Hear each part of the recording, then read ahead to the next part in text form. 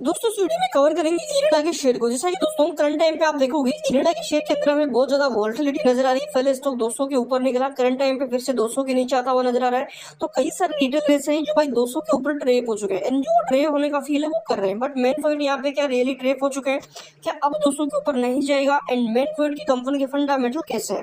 देखो कंपनी जिस सेगमेंट में काम करती है फुल ग्रोथ है, हमें डरने की बिल्कुल भी जरूरत नहीं है। आने वाले टाइम में जो आपको यहाँ पे 300 रुपए का लेवल भी पकड़ता हुआ नजर आ सकता है, क्योंकि भाई जिस प्रकार यहाँ पे गवर्नमेंट रिन्यूएबल एनर्जी पर फोकस कर रही है और जो रिन्यूएबल एनर्जी को कंपनी ने हाल ही में एक बड़े अनाउंसमेंट भी करी है जो बोर्ड मीटिंग थी उसमें, कि जो यहाँ पे आपके देखो अभी के टाइम कंपनी क्या कर रही है, जो गवर्नमेंट सेक्टर की कंपनी है सरकारी, उनको क्या कर रही है यहाँ पे गवर्नमेंट कंपनी को लोन दे रही है। मतलब रिन्यूएबल एनर्जी में जो कंपनी इन्वेस्टमेंट करी, प्लांट वगैरह लगा रही है, तो पैसा आपकी यहाँ पे इरेडा दे रहा है। बट मेन पॉइंट की देखो अभी के टाइम ओनली सरकारी को दे रही है। बट जिस प्रकार कंपनी ने बोर्ड मीटिंग में बताया था कि भाई आगे चल के कंपनी यहाँ पे प्राइवेट सेक्टर की कंपनियों को भी लोन देगी, तो इससे दोस्तों कंपनी की जो लोन होगा उसके अंदर बड़ा उछाल देखने को मिलेगा एंड कंपनी का रेवेन्यू प्रॉफिट हमें हायर लेवल पे नजर आएगा। तो इस प्रकार कंपनी अपने बिजनेस को आगे बढ़ा रही है। दोस्तों कंपनी केंद्र सरकार के अधीन आती है, ठीक है ना, रिन्यूएबल एनर्जी जो मंत्रालय उसके अधीन कंपनी आती है। बट मेन पॉइंट की भाई देखो लिस्टिंग हाल ही के अंदर कंपनी नवंबर के अंदर आपको देखने को मिली थी एंड उसके बाद अगर देखोगे पिछले 6 मंथ में ना भाई पैसा लगभग इसने डबल किया, 85% का रिटर्न है। एंड पिछले 1 साल में बताऊं ना मैं यहाँ पे, तो भाई लगभग स्टॉक दोस्तों यहाँ पे मैं 4-5 गुना होता हुआ नजर आया। मतलब यहाँ पे अपने लिस्ट होने के बाद स्टॉक ने 32 रुपए का लिस्ट हुआ था, 32 के बाद 214 रुपए के हाई लगे, कम से कम 7 गुना पैसा कर दिया है।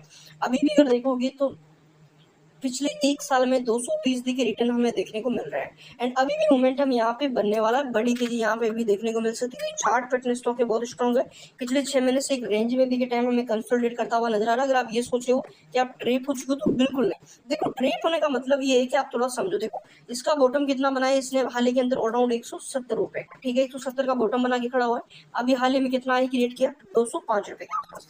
तो इन लेवल्स के बीच घूम रहा है, ओनली 30 रुपए के बीच घूम रहा है। जब बाउंस आएगा तो यहाँ से आपको ये मौका ही नहीं देगा। जिन लोगों ने पकड़ा है 200 रुपए के ऊपर, उनका व्यू यही था कि भाई अब 200 के नीचे नहीं जाएगा, अब स्टॉक यहाँ से मैं ऊपर निकलता हुआ नजर आएगा। बट जैसे ही दोस्तों प्रॉफिट बुकिंग आनी थी, रिटेस्टमेंट भी लेना था एंड करंट टाइम पे 190 के आसपास हमें देखने को मिल रहा है। मेन पॉइंट फंडामेंटल कैसे स्टॉक है, देखिए मेन चीज होता है फंडामेंटल। अगर कंपनी के फंडामेंटल स्ट्रॉन्ग है तो भाई गिरा हुआ शेयर भी आगे जाके उठता हुआ नजर आएगा। देखिए दोस्तों डाटा भी के टाइम देखें हम तो कंपनी का जो पी है 40 का आ चुका है, 51,000 करोड़ के आसपास का मार्केट कैप है। एंड अब अगर यहाँ से तेजी आती है तो भाई मार्केट कैप स्टॉक का बढ़ सकता है, 60-70,000 करोड़ के आसपास का मार्केट कैप जा सकता है। Return on equity RO stock की अच्छी है, कंपनी डिविडेंड करंट टाइम पे पे नहीं करते, आने वाले टाइम पे डिविडेंड भी मिल सकता है। मेन चीज यहाँ पे अगर चार्ट पैटर्न देखोगे तो भाई चार्ट में देखो यहाँ पे जब मंथली बजट था उसके आसपास हमने तेजी देखी थी, जो कि बहुत तगड़ी रैली थी स्टॉक में। आप देख सकते हो यहाँ से एकदम से स्टॉक में बड़ा उछाल देखने को मिला, फिर प्रॉफिट बुकिंग आई, फिर स्टॉक धीरे धीरे जैसे कि क्वार्टर 3 के रिजल्ट में, क्वार्टर 4 के रिजल्ट में, तो उसके बेसिस पे मैं स्टॉक रिकवरी करता हुआ नजर आया। तो स्टॉक में हमें अच्छा मोमेंटम देखने को मिला। बट यहाँ से अगर यहाँ देखे ना भाई तो एक बड़ा कंसोलिडेटेड स्टॉक में दिखाया है। अब मेन पॉइंट यहाँ से अगर भाई नया हाई लगते हैं, स्टॉक 210-12 का लेवल अगर दोबारा दिखाता है तो नया हाई बनेगा, जो कि हमें अराउंड यहाँ पे 240 प्लस यहाँ पे नजर आए। जैसा कि हाल ही के अंदर जो मार्केट एनालिटिक्स है उनकी तरफ से भी हमें पॉजिटिव बयान देखने को मिले, कहा गया कि भाई स्टॉक अब जल्दी ही धमाका कर सकता है, क्योंकि देखो वॉल्यूम धीरे धीरे ही बढ़ेगी। ऐसा नहीं कि वॉल्यूम एकदम से बढ़ेगी, वॉल्यूम धीरे धीरे बढ़ेगी। भाई कंपनी की अगर फंडामेंटल की बात करूँ मैं, देखो आप बोलते हो कि भाई ये तो 100 रुपए पे जाएगा, 150 पे जाएगा, देखो फंडामेंटल एनालिसिस करो एक बार। देखो कंपनी का जो रेवेन्यू प्रति क्वार्टर आपको बढ़ता हुआ नजर आ रहा है, वही अगर कंपनी का इंटरेस्ट देखोगे वो भी ठीक है, यहाँ पे ज्यादा नहीं है। एक्सपेंसेस देखोगे वो भी ठीक है, ज्यादा नहीं है, इतना तो रहता ही है। वही कंपनी के मार्जिन अगर देखोगे 35%, अगर आने वाले टाइम में मार्जिन कंपनी के बढ़ते हैं यहाँ पे 40-50 के आसपास चले जाते हैं, क्योंकि फाइनेंस वाली कंपनी है, फाइनेंस करती है, तो फाइनेंस में ज्यादा यहाँ पे मार्जिन मतलब ज्यादा मार्जिन रहते हैं, तो उसके बेसिस मार्जिन बढ़ते हैं तो दोस्तों हमें यहाँ पे कंपनी का प्रॉफिट बढ़ता हुआ नजर आएगा। पिछले क्वार्टर में कंपनी ने 337 करोड़ का प्रॉफिट किया था। अगर लास्ट इसी क्वार्टर की बात करूँ मैं, तो यहाँ पे आप देखोगे ये लास्ट क्वार्टर था, यहाँ पे क्वार्टर एंड इसके लास्ट क्वार्टर में कंपनी 295 का प्रॉफिट किया था। अगर इस क्वार्टर में कंपनी दोस्तों 350 करोड़ का प्रॉफिट करती तो लास्ट के क्वार्टर से लास्ट क्वार्टर से दोनों क्वार्टर से यहाँ पे प्रॉफिट कंपनी का जंप करेगा। इतना तो कंपनी कर सकती है कि रेवेन्यू अगर रेवेन्यू इंक्रीज हुआ, जैसा कि आप देखोगे प्रति क्वार्टर कंपनी का रेवेन्यू इंक्रीज हो रहा है। एंड मेन चीज कंपनी किस सेक्टर के अंदर, जिस प्रकार कंपनी फाइनेंस सेक्टर में है, तो इसमें कितने नंबर पे आती है। तो भाई कंपनी 4 नंबर पे आती है, 1 नंबर पे मार्केट के अकॉर्डिंग आपकी IRFC आती है, जो कि 2,27,000 करोड़ के आसपास का मार्केट कैप यहाँ पे रखती है। वही दोस्तों आपकी रिन्यूएबल एनर्जी वाली इरेडा अभी के टाइम ओनली फॉर 51,000 करोड़ का मार्केट कैप यहाँ पे लिए हुए हैं। मेन चीज दोस्तों यहाँ पे कंपनी की बैलेंस शीट, जो कि मान के चलो कंपनी की रीड गिरती है, तो इस पे आप अगर देखोगे प्रॉफिट डालोगे, रिजर्व कंपनी का प्रति क्वार्टर बढ़ रहा है। जैसा कि आप देखोगे 2019 में 1719 करोड़ का रिजर्व था, जो बढ़ के भी के टाइम हो चुका है 5,872 करोड़।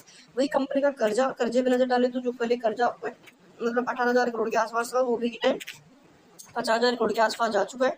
एंड कर्जे के अकॉर्डिंग देखो फाइनेंस वाली कंपनी के ऊपर कर्जा रहता है ये, ठीक है। एसेट्स अगर देखें तो 2019 के अंदर 24,000 करोड़ के एसेट्स थे, वो भी के टाइम 62,000 62,500 करोड़ की जा चुके हैं, क्योंकि प्रति क्वार्टर यहाँ पे इंक्रीज हो रहे हैं।